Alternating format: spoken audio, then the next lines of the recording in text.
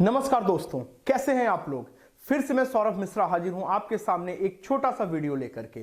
तो ध्यान से सुनिएगा, बहुत लंबी वीडियो नहीं है, बहुत अच्छा लगेगा आपको। तो आज हम बात करने जाते हैं रशिया और यूक्रेन विवाद की।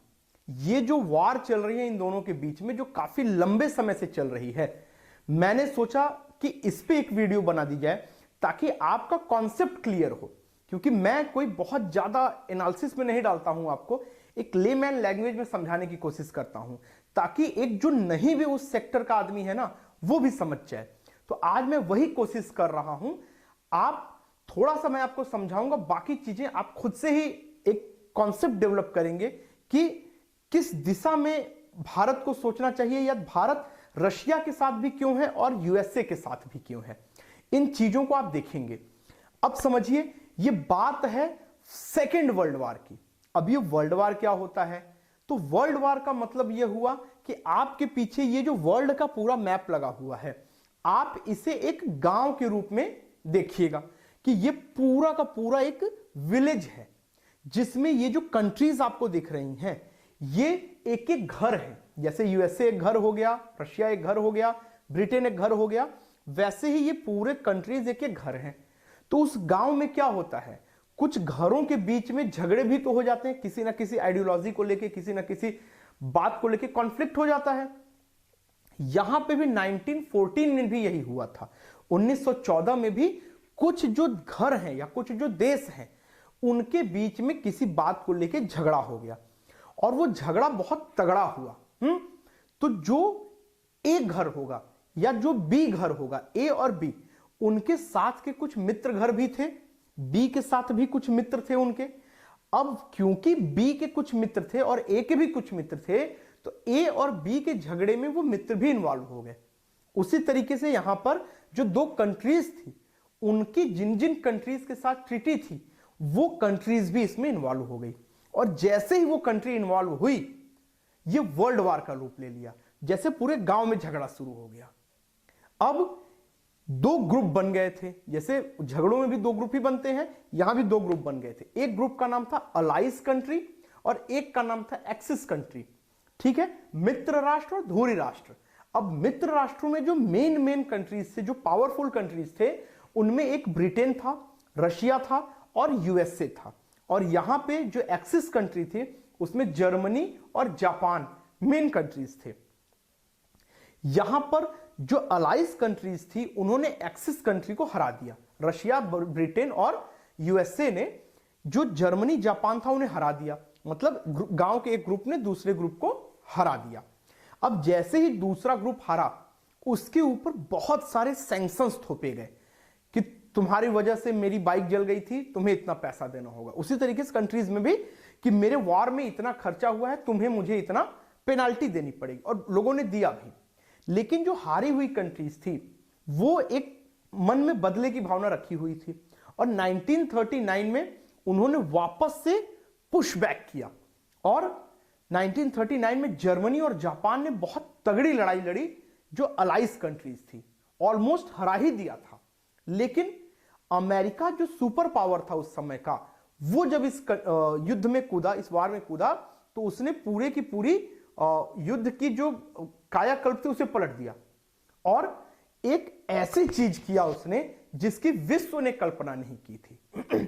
उसने 6 अगस्त और 9 अगस्त को फैट मैन और लिटिल बॉय के नाम से हिरोशिमा और नागासाकी पे दो ऐसे बम गिरा दिए जिसकी कल्पना किसी ने नहीं की थी। अभी तक बम का क्या मतलब होता था, एक बम गिरेगा 10 लोग 20 लोग मर सकते हैं। लेकिन अमेरिका ने जो बम गिराए, 4000 डिग्री सेल्सियस तापमान हो गया जहां पे ये बम गिरा, और हिरोशिमा का 2/3 जो है आपका पूरा का पूरा एरिया डिस्ट्रॉय हो गया। हजारों लोगों की मौत विद इन अ सेकेंड हो गई। पूरी दुनिया शॉक हो गई कि ये क्या गिरा दिया अमेरिका ने। और तब जब सेकेंड वर्ल्ड वार खत्म हुआ, तो यहां से शुरू होता है कोल्ड वार। अब ये कोल्ड वार क्या था? तो मैंने आपको बताया कि जो यहां पे एक्सिस कंट्री थी, उसमें जो 3 मेन देश थे, रशिया, यूएसए और ब्रिटेन।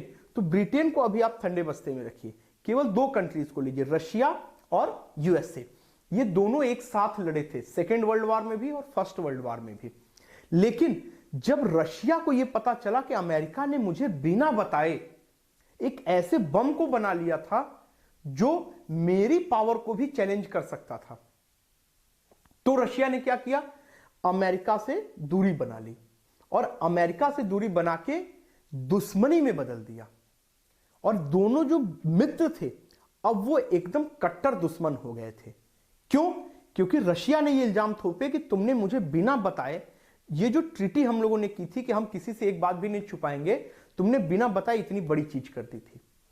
और अमेरिका सुपर पावर था उस समय का, आज भी है, और रशिया ने उसे टक्कर दी और इनकी जो दोस्ती थी वो दुश्मनी में बदल गई 1945 से ही। और 1945 से 1991 तक इनके बीच में चला कोल्ड वार। कोल्ड वार का मतलब जैसे गांव में जब झगड़ा हो गया तो दो बड़े जो घर थे वो एक दूसरे से दुश्मनी ले लिए, भले साथ में ही लड़े थे लेकिन बाद में दुश्मनी हो गई। और अब ना ये इसे मार सकता था ना ये इसे डायरेक्ट मार सकता था। क्यों? क्योंकि दोनों सुपर पावर थे। तो जब दोनों सुपर पावर हैं, दोनों दूसरे को नहीं मार सकते हैं, तो ये दोनों ने एक दूसरे की लाइन छोटी करनी चाहिए। कैसे लाइन छोटी होगी? अगर आपका किसी से झगड़ा है तो आप डायरेक्ट उससे जाके नहीं मार सकते, या वो आपको डायरेक्ट नहीं झगड़ा कर सकता, तो आप क्या करते हैं, बगल के घर में बैठेंगे, उसके किसी मित्र के साथ बैठेंगे और उसकी बुराई करेंगे। वो आपके मित्र के साथ बैठेगा तो आपकी बुराई करेगा। इसे बोलते हैं कोल्ड वार, ठंडा ठंडा, लेकिन वार है ये। यहां पे भी वही हो रहा था। रशिया और यूएसए दोनों पूरे विश्व में अपना बैटल ग्राउंड बना के रखे थे। ये दोनों किसी भी देश में जाते थे उसे अपने ग्रुप में मिलाने की कोशिश करते थे, और अमेरिका को ये अच्छी नहीं लगती तो वो इसे खींचा, जैसे ऑटो वाले खींचते ना एक सवारी को लेकर के, ये मेरी सवारी मेरी सवारी, और वो कहेगा नहीं ये मेरी सवारी। वो दोनों तो लड़ाई कर रहे हैं अपने में, लेकिन नुकसान किसका हो रहा था? उस सवारी का, जिसका एक हाथ इधर था और एक हाथ इधर खींचा जा रहा था। वो बेचारा बीच में पिसता था। ये दोनों सुपर पावर के बीच में एक उदाहरण है, जैसे रशिया अफगानिस्तान में एंट्री करता है, वहां पे अपना कंट्रोलिंग पावर स्थापित करता है। अमेरिका को यह चीज अच्छी नहीं लगती, तो अमेरिका ने रशिया को हटाने के लिए तालिबान को प्रमोट किया कि देखो वो तुम्हारे देश में है, तुम उन्हें हटा सकते हो। और तालिबान का जो ग्रुप था उसने रशिया की नाक में दम कर दिया और रशिया को फाइनली वहां से जाना पड़ गया, और आज तालिबान का शासन है। कुछ ऐसा ही होता था हर जगह पे। सीरिया देख लीजिए, ताइवान देख लीजिए, आप कहीं भी चले जाइएगा, इन दोनों का ही जो बैटल ग्राउंड था उसमें पिसती थी वही सवारी, मतलब वही देश। ठीक है, अब यहां पे आप बात को समझिए।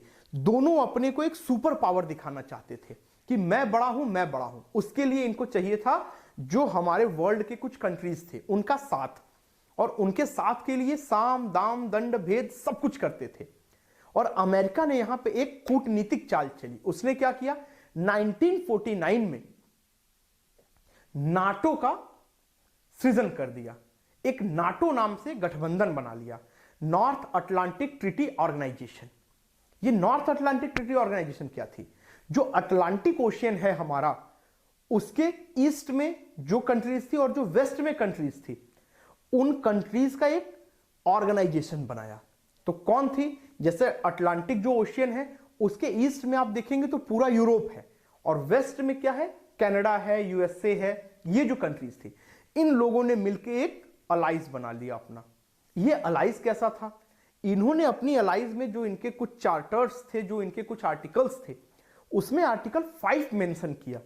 उस आर्टिकल 5 में यह था कि अगर हमने ये जो ग्रुप बनाया है, अगर इसमें से किसी भी ग्रुप मेंबर पर बाकी बाहर से कोई अगर अटैक करता है तो ये उन सारे ग्रुप मेंबर्स पे अटैक माना जाएगा, और ये सारे ग्रुप मेंबर्स की आर्मी या सारे ग्रुप मेंबर मिलके उस जो सिंगल ग्रुप जो कंट्री है जिसने अटैक किया था उस पे हम अटैक करेंगे। मतलब गांव में आपने 10 घरों में एक ग्रुप बना लिया, कि गांव में अनाउंस करा दिया कि इन 10 घरों पे अगर किसी ने अटैक किया तो बाकी के 9 लोग मिलके उसको पीटने जाएंगे। यहां पे ये ग्रुप फॉर्म हुआ, यहां रशिया की सांसें थम गई। रशिया ने भी क्या किया, इसके अगेंस्ट में वार्सा पैक्ट किया। उसने भी कुछ ग्रुप बनाए होंगे, तो वार्सा पैक्ट या वार्सा ट्रीटी ऑर्गेनाइजेशन WTO बना लिया ठीक, वर्ल्ड ट्रेड ऑर्गेनाइजेशन नहीं, वार्सा ट्रीटी ऑर्गेनाइजेशन, जो जर्मनी की एक हाफ जर्मनी तो बट गया था, वहां पे एक वार्सा नाम शहर था, वहां पे इन्होंने एक ट्रीटी करके कुछ देशों को अपने में मिला लिया। और दोनों अब नाटो और WTO, Warsaw treaty, Warsaw pact और नाटो मिलकर एक दूसरे के साथ कोल्ड वॉर में शामिल हो गए।